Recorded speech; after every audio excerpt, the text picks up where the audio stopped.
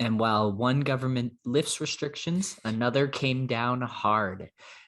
Was it yesterday as the Australian government uh, invalidating Novak Djokovic's visa and deporting him back to Serbia? That is where our show will begin. Hey, we warned you. Tennis talk is coming. It's going to be right off the top here. And Max, what do you got for us to kick things off? Yeah, go back Djokovic. Oh I boy. think a name that circulated a lot of households this past week as the court case has gone on. Been observing most of it. Decided to hold my tongue until the ruling was finalized and we knew one way for another. That's what's happened. So a quick rundown. Djokovic had been known before leaving for Australia that he had been granted a vaccine exception, refused to comment on if he was vaccinated or not, but it was pretty clear from all this behavior that he was in fact not, because he wouldn't need the exemption otherwise. Upon arriving in Australia, news circulates that he's been detained and they're attempting to deport him. This seems a little strange because he's had this visa for some time and it was known in advance that he would be able to go. So you'd think if that sort of thing was to happen, he wouldn't have been able to go at all in the first place. The fact that he had the visa made it a little strange.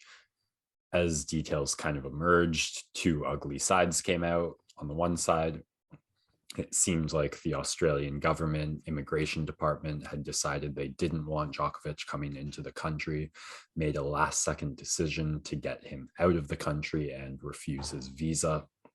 On the other side, information about how Djokovic got the vaccine exemption came in, saying that he had contracted COVID.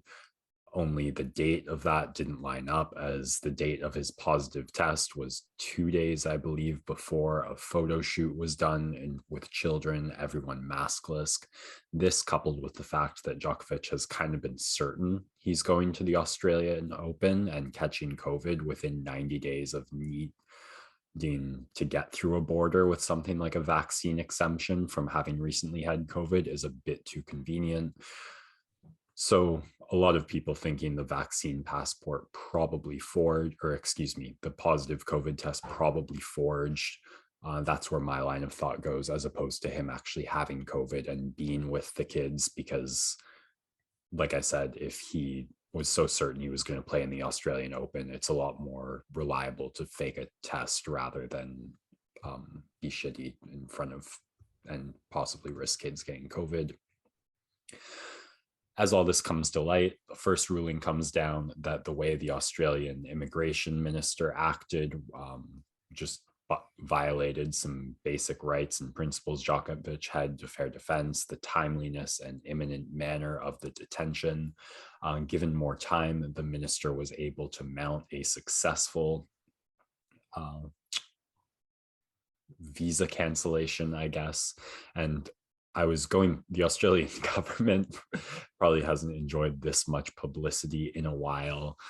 Due to the public nature of this, they've put most of the court documents online. They can be found pretty easily. I might link them in this.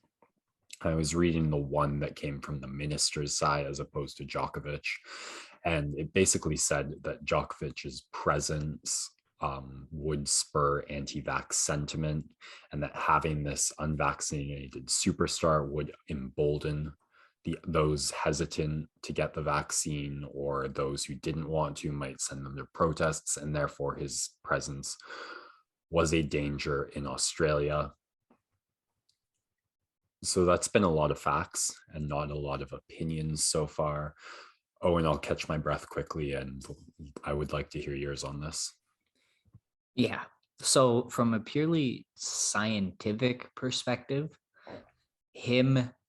if we are to go and assume that he did contract the virus within the 90 days and went through that whole process, and of course tested negative once he had gone through that period of symptoms, then on a health perspective, you actually would feel comfortable granting him that medical exemption, letting him attend the tournament. He's not a risk in that sense where he's going to pass it on to others. He has a period of immunity that we know is to be true based on studies.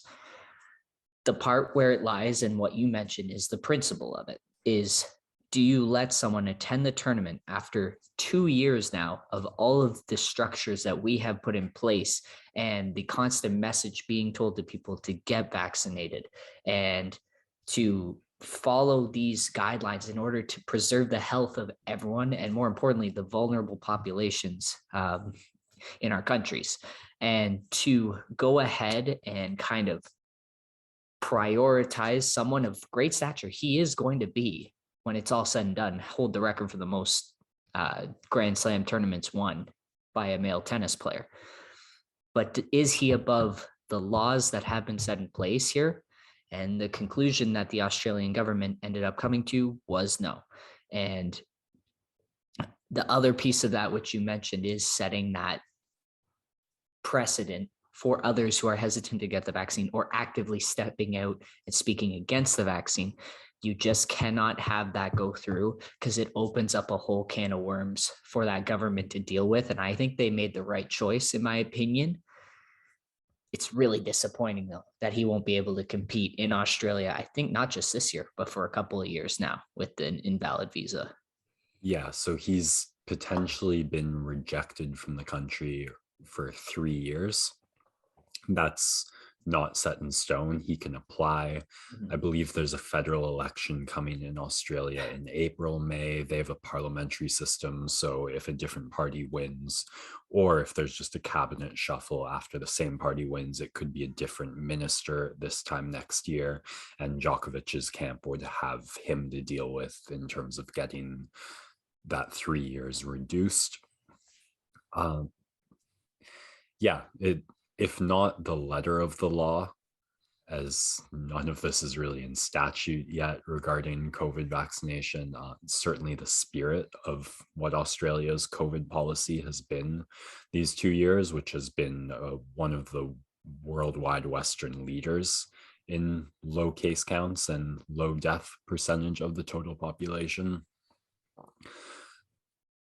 And essentially, the vibe you got from this Australian minister's document was, we don't like him, we don't want him here, and we're going to make that happen. The part I didn't like so much was there was a bit that, like, we're worried his presence could embolden like rallies and protests, whereas their high drama handling of this matter, rather than like blocking the visa before Djokovic ever got on the plane to Australia in the first place, ensured that there were protests and rallies. And so I found that a bit hypocritical on their part. Yep. But ultimately, it's big disappointment from Novak. A worldwide superstar in the sport. So many people look up to him as an example. And to see that he's not vaccinated, and I don't know if he had an opportunity within this whole process to just get the shots. He's had months to think about this and could have done Years. that. And really, truly. And so this, at the end of the day, lays to rest at the foot of his bed.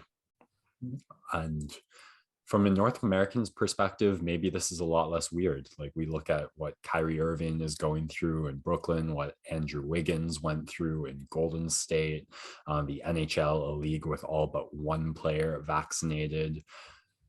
The handling on Australia's part of this is similar to that. Just the nature of the Grand Slam as a 2-week event, Djokovic's superstar status, the data that's kind of continued to come on vaccines as Omicron has reduced them to about 30%, has all kind of changed the framing of this a little bit. But it is par for the course, and the sporting bodies that govern like the majority of top level professional sports globally have made this their stance, and I don't think that's necessarily a bad thing. You mentioned Djokovic is eventually going to surpass that Grand Slam record. I do wonder if this will be the year. I don't know what England and Paris's policies are going to look like. The US Open happens in New York, the state where Kyrie Irving currently cannot play.